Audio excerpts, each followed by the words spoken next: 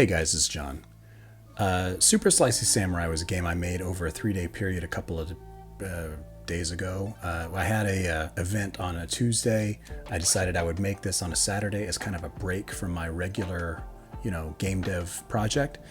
And it was fun to do, but it also just wore me out. And I don't recommend anybody tries to create a full game in 3 days. But I thought that you might enjoy seeing a time lapse of the creation process. I'm going to talk through it a little bit.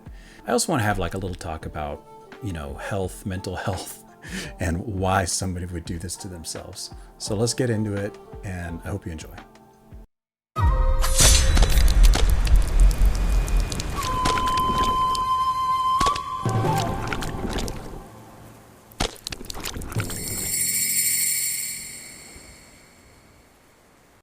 Hey guys, this is John. I decided to make this game over the weekend because I was working on another project, and that other project at the time wasn't near to the point where I could show people or have them play it. So I had an event coming up on a Tuesday, and I thought, well, crap, I don't think I'm going to have my main game ready, on time for that event. It was a live in-person event at a local brewery. We've done an indie game night there a few times before. I think this was our fourth one. A lot of fun. If you're ever in Long Beach, California, you should definitely come to one. But I thought, I'm not going to be able to finish that or have it ready, for that event. So why don't we just make another game that we can also bring as a backup plan? And I thought, well, what can I make really, really fast? And I'd had this idea of Akira Kurosawa's, Sanjuro movie in my head. And it had just appeared again on social media. Everybody was talking about the blood scene, And so I thought, well, let's just make that into a game. That could be fun. And so the game is very simple. It's whoever clicks first wins. And so because the gameplay is so simple, I was able, and I had the whole game designed in my head. It's not complicated for such a simple game. So I thought, let's just make it. I think we can do it really fast, and we can do the art really fast. And the art production, the music production, sound production would be the longest part of that. So I just decided to tackle that first. Just made a big list of all the assets I needed and just go for it. It was fun, to work on. I'll say that. And I really did like the finished result. I'll paste a link to the game. You can play it out on itch. But I'm pretty proud of the music. I'm pretty proud of the art. Folks playing it told me, they thought it was really pretty to look at. It is a stupid game. I know that, but it is, for the audience and for the venue that day, people playing games while they're drinking beer in a social setting. I think it was perfect. And, folks did have fun playing it, but it is like, it was fun to make. I'll just say that it was fun to make, and I am happy I made it. Now, all that said, I was exhausted when it was done, and I don't do game jams anymore. I used to do game jams quite a lot, and the way I phrased this as I was doing it was, let's just do a personal game jam, and treat it that way. But I remember I used to do a lot of game jams, and they were a lot of fun. But I use them as like learning opportunities and practice opportunities. And they're great for that, right? They're great for learning something very intensely. If you have some new tech or something that you want to learn, this is a great way to do it, because you have to go through the whole process, right? For a game jam. That's why it's great for practice too, right? You have to go through the whole process from beginning, middle, end, shipping it, distributing it, telling people about it. You do a little bit of marketing during a game jam. It's just the whole game development cycle with all the exciting bits and all the boring bits kind of rolled into one thing. So for that reason alone, I do recommend it if you've never been through the whole process of making and shipping and distributing a game. It's good. But I've been through that lots. I've done lots of game jams. I've actually shipped 2 commercial games.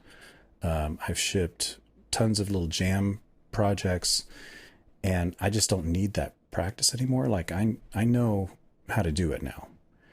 And then the other thing is I don't really need to learn my tools either. in a jam setting, certainly, because I already am very good at them, right? Godot, Krita, A Sprite, Blender, I just don't need intense, 2-day training sessions to get better at that stuff. And jams stress me out. They honestly do. Like, I think there's a couple of things to it. One is the time frame stresses me out, because you have to, really work very intensely for a long amount of time over a short period, right? It's like 8-10 hours a day on a weekend, when I'd honestly a lot of the time rather be spending time with my kids or my wife. And then my standards are a little higher than I think a jam allows. I am unhappy when I produce something that doesn't look and sound and feel really good at a certain level. And it's just hard for me to do that in 3 days. I know there are people out there that can do it, but I'm not one of them. I work a little slower than that. And I like to sit with art and music for a little bit and then come back to it later and kind of tweak it here, tweak it there. And so the whole, 48-hour, 72-hour format just ends up being extremely stressful to me, and I'm not getting a lot out of it. So I don't do jams anymore. So here I am doing this personal jam, and again, I'm happy with the result, but I don't think I'm going to do it again for a long time because I was exhausted after. Finished the thing like Monday, went to the event on Tuesday, was showing people, playing it. And then all day Tuesday, even before the event, I was fixing up my main project, Nanogun, so that could work right. So it was just a very intense Friday, Saturday, Sunday, Monday, Tuesday. And then finally, I was up till midnight Tuesday. We went to, a restaurant. We hung out and had a little party afterwards.